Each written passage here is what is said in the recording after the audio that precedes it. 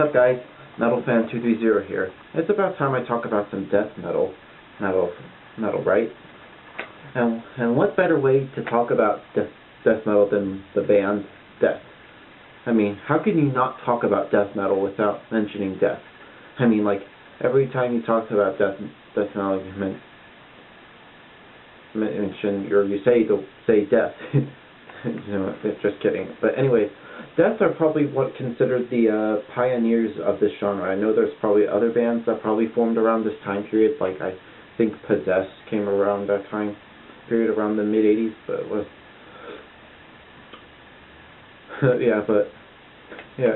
but this was around the time where a lot of the thrash metal was going on. Now, Death formed in 1983 in Orlando, Florida. Well, Florida is mainly a lot where all the death metal bands were forming. Mainly, but they formed in Orlando. I think they mainly formed around Tampa. But no.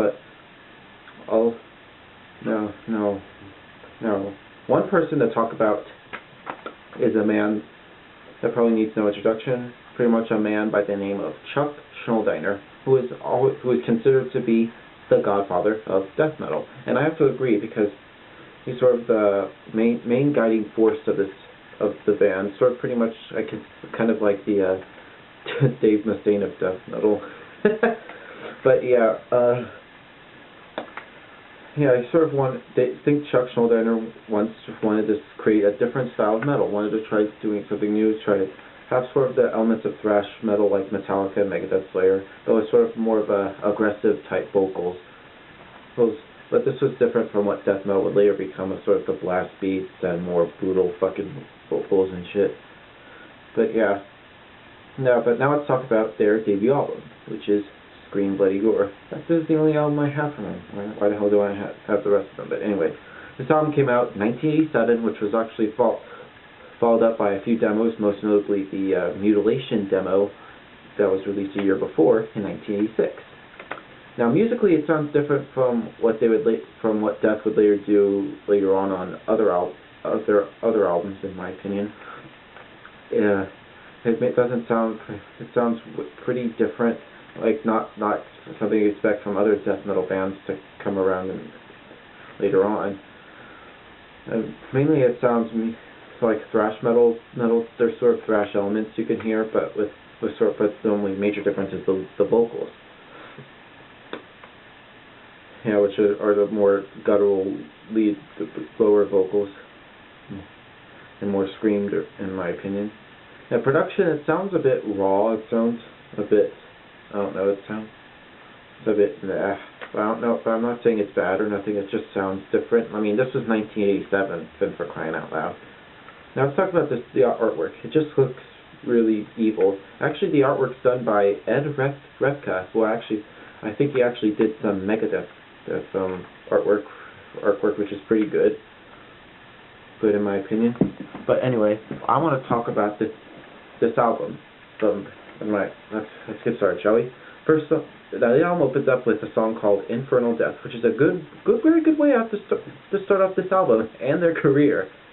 Pretty much like how the intro sort of set, like how Chuck screams "Die," which is pretty good. A pretty good song, I have to say, Infernal Death, which starts off very slow, then it gets fast, and then there's a groove, and it sort of goes fast and slow. It's a pretty good song structure. Next song is called Zombie Ritual, which has a bit of technical bits to it, and a little bit, and it has sort of the dueling guitars, which is a pretty good song, I have to say. Then the Now of Life's a pretty good song. Then we get to the next song. It's called Sacrificial, which has kinda a bit of weak points, sort of a bit weak at some points, but it's a good song, I have to say. Then we get to next song is called Mutilation. It's another great song, I have to say. Has a good chorus. And the next song is called Regurgitated Guts. I mean, come on, it's death metal. They have to sort of have gory titles. I mean, why do you think this album is called Scream Bloody Gore? Now, next song is called Baptized in Blood, which is a pretty good song. In fact, if this album wasn't called Scream Bloody Gore, Gore, this would probably be an album baptized in blood, which has a good intro, outro, and it's also a good song title, Towel Baptized in Blood. And it's also a good song. Next song is called Torn to Pieces, which is an okay type song. Then we get to the next song. It's called Evil Dead, which is a pretty good song. It has a good intro. In fact, the leads on this album on the song sounds good, and so does the rhythm guitars. In fact, and the bass sounds pretty good. In fact, I don't know if you know this, but Chuck Schnoldaner actually plays bass on this album. I think he sings, plays guitar, and plays bass. In fact, there was only 3 guys on this lineup.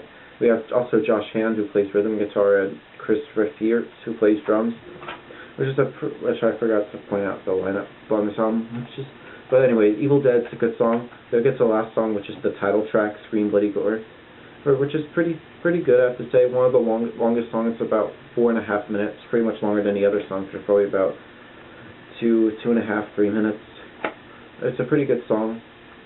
Now, I'll also point out there's actually, like, if you get sort of the special edition, of this album, it actually comes with 2 bonus tracks, which are Beyond the Unholy Grave and Land of No Return, which are pretty good songs, I have to say in my opinion. Pretty good bonus tracks. Now, overall, this album is a good album, I have to say. A pretty good way to begin their career.